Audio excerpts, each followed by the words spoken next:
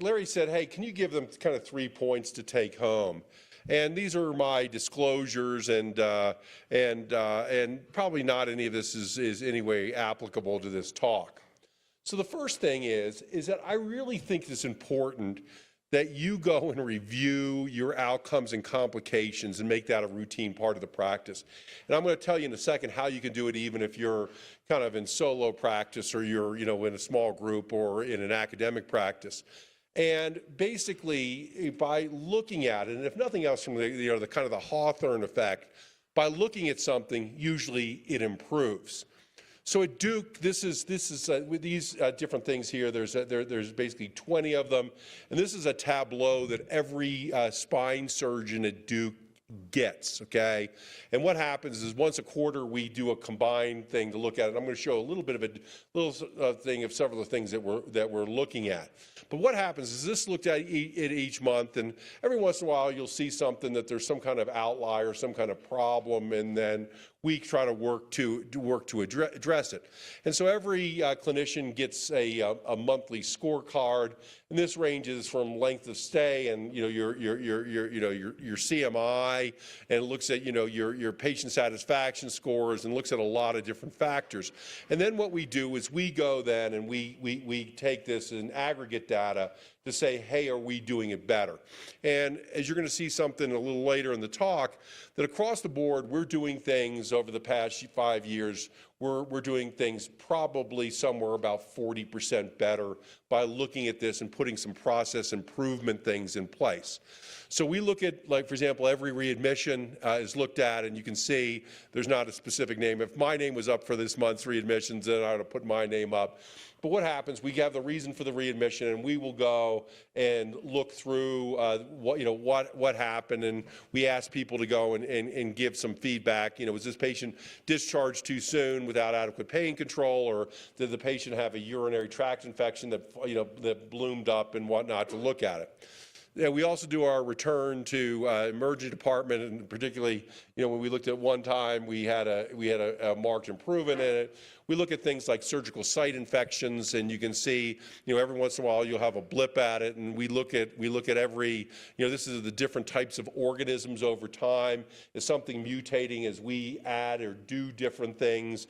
Does that have an impact? So one of the things that we're doing at Duke is we're doing anybody with an anticipated blood loss of over 1,000 cc's, because what we found was many of the cases with surgical site infections, there was a mistiming or inadequate, a second dose of antibiotics weren't given, something went on. So now we do a continuous ANSEF infusion during the course of the case, and we're studying the data right now to see the impact. What we're doing, our current project in this, is there's been some really, really interesting work out of Steve Glassman, and particularly with gram-negative infections, that there's a high association with intraoperative significant hypotension and the use of pressors, and that this has been shown both in animal models and in people. So we're trying to limit our hypotensive episodes and have that done to try to go and to do these changes.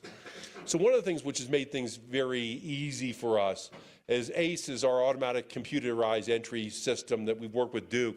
So every patient-reported outcome on everybody, if they're getting an epidural steroid injection, if they're coming for a clinic visit for whatever it is, or one of our chiropractors, now all gets automated prompts, and the automated prompts are entered into our patient record, which is really nice, because when you show the people their patient records, if they look up on our place at Epic, they can see what their trends are and what's going on and whether there's something different.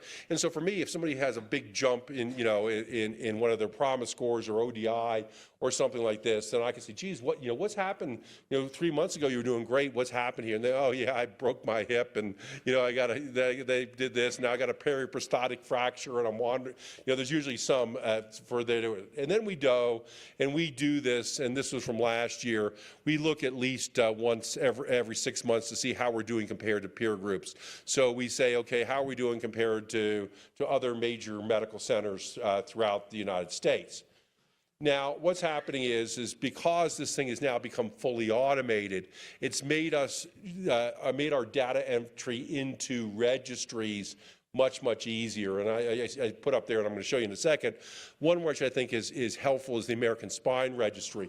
And our goal, part of me when I was the president of the AANS was to be able to have a specialty-wide ability for everybody to benchmark what they're doing and to compare themselves against peers. So this was the announcement for the formation of the American Spine Registry.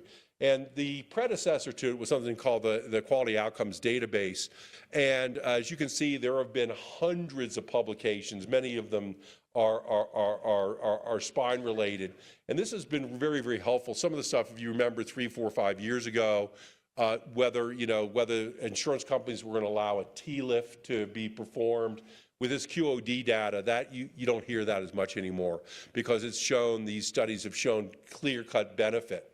So the next step of this is the American Spine Registry, and this was sort of this was kind of our founding group. Dave was one of the founding members. Steve Glassman, Todd Albert, and others for this, and this continues to progress.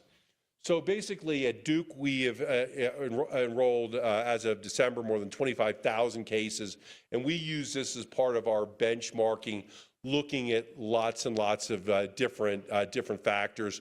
One of the, these are the different tableaus from that. And so what we want to do is we're looking, currently for a variety of different procedures, how many of them actually have reached MCID. And if they haven't, then we're dialing down on all those different cases to see. And what I'm just saying is that by looking at it, and as I mentioned, we're 40% better than where we were 5 years. Our complication rates are down 40%, our outcomes are up 40%. We are better. And it's truly just by looking at the data and making some minor adjustments. And if you don't, with trends, all of us, we have, we go a month and all the cases go great and like, hey, I'm super. Then you have a month where you have, 3 or 4 disasters. And what happens, a lot of times people just zig and zag instead of saying, okay, let's get the long-term data to go and to make things better with it. So one of the things that I've been involved in, and a passion for me, and I see Larry and Chris and a number of others that are in the room, is the International Spine Study Group. And you can see the list of the people who have done this. And what's happening is, I think all of us that were doing adult deformity, all of us said, man, we've got some real problems. And so as of December, there were 560 ISSG publications. And it's my belief, as you're going to see in a second, is that some of these things have absolutely changed the face of spine surgery. We've talked earlier about Mike Kelly's T4L1 hip axis stuff. I think that's going to revolutionize the next 3 to 5 years of what we are doing. But what's happening is from high-dose TXA, which was something that was very controversial, to the use of multiple rods. So at least for me, 10 or 12 years ago, I put 2 rods in, okay? I didn't put, and how many here, if you're going to do a T10 of the pelvis, put more than 2 rods in? Most of us, right? Okay? And this is something that has been through work, And so this is a study that combined the results of the ISSG with the ESSG, the European Spine Study Group. And again, the same thing has happened that we have had over the last 10 years, despite us doing substantially more complicated cases, we have had a greater than 50% reduction of major complications. And this is doing a lot of these different things to prevent mechanical failures, to do intraoperative thing. It was not unusual, that 10 years ago, that I'd have a PSO case, a complex case, and I'd lose 5 liters of blood loss. With high-dose TXA and some of the things that we do now, you lose 800 cc's in a case versus 5 liters. And again, people like Cal, who does a lot of enormous surgeries, and our outcomes are 40% better. 50% reduction in complications, and that's basically by us studying these different things.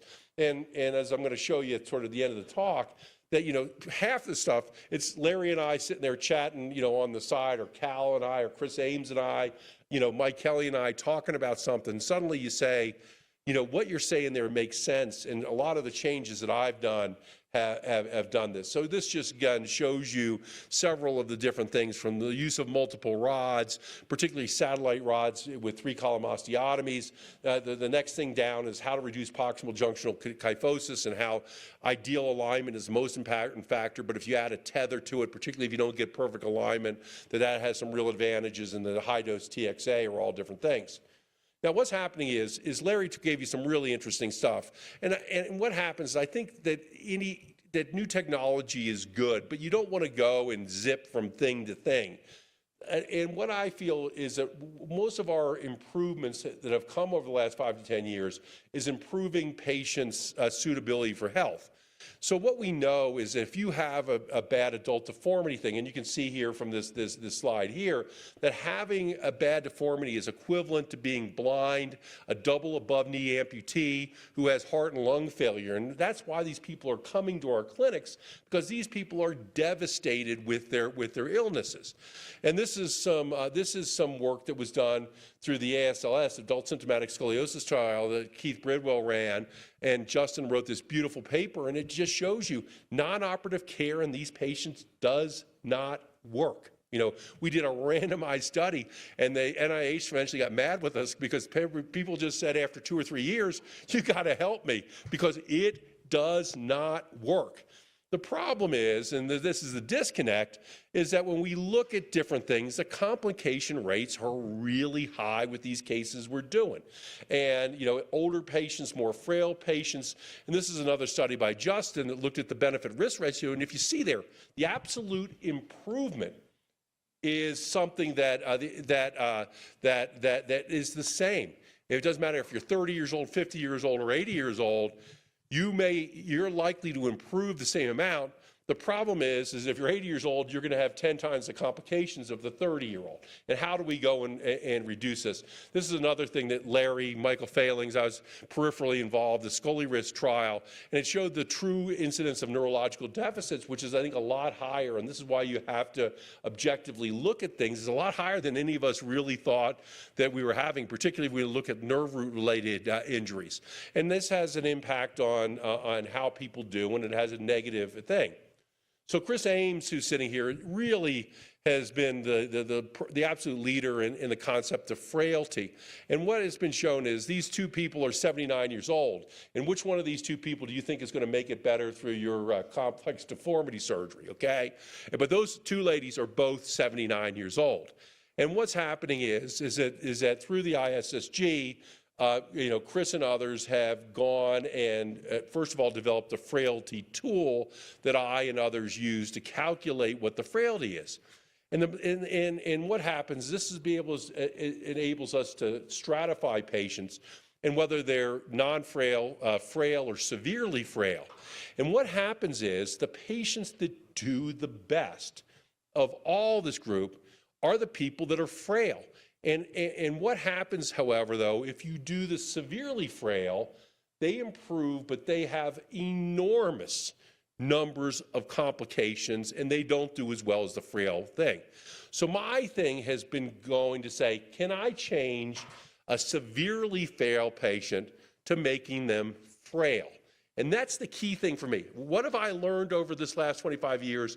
If I can make a severely frail patient by improving their bone quality, improving their fitness, you know, doing prehabilitation, doing all of these different things, I can consistently get a fabulous outcome with much better results. And this is how we've standardized this at Duke. We now have a preoperative screening thing. We're looking at nutrition labs. We're looking at a lot of different things, looking at MRI scans for looking at, you know, at fatty degeneration and other things to be able to do it. And the final thing is, if you have a severely frail patient by this criteria, I'll tell you, you really need to think about operating on them, because you have grabbed a tiger by the tail that you are not going to do. And we're working through ISSG to see if we can do better and simpler frailty tools to be able to go do it.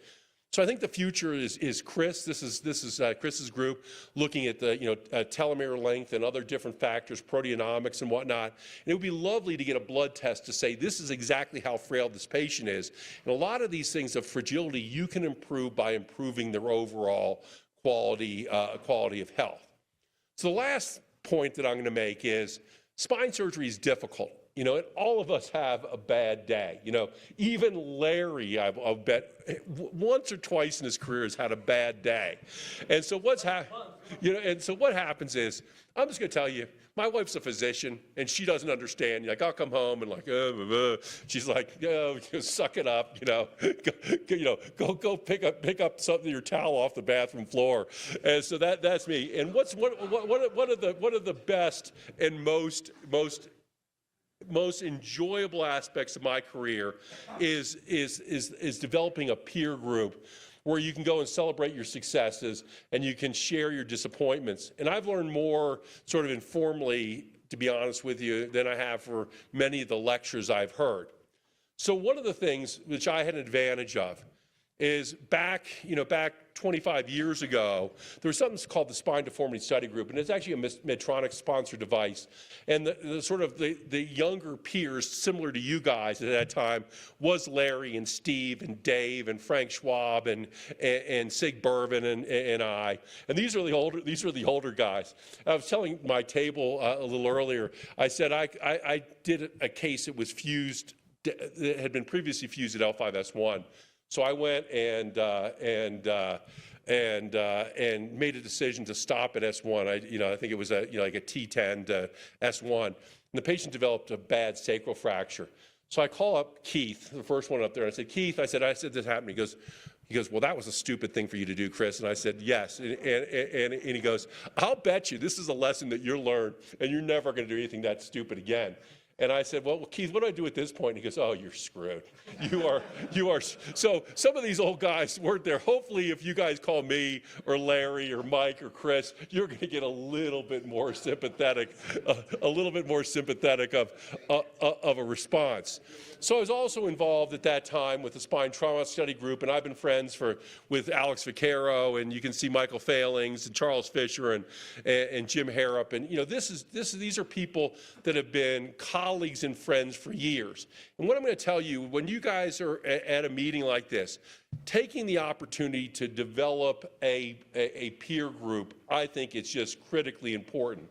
This is the ISSG meeting. You can see Larry and Shea Bess and others with us. And I'll just tell you, it is a great group of people. And we meet, 3 or 4 meetings where they thank the corporate support of those course. I just got to tell you, some of you do, it's the same kind of bonding that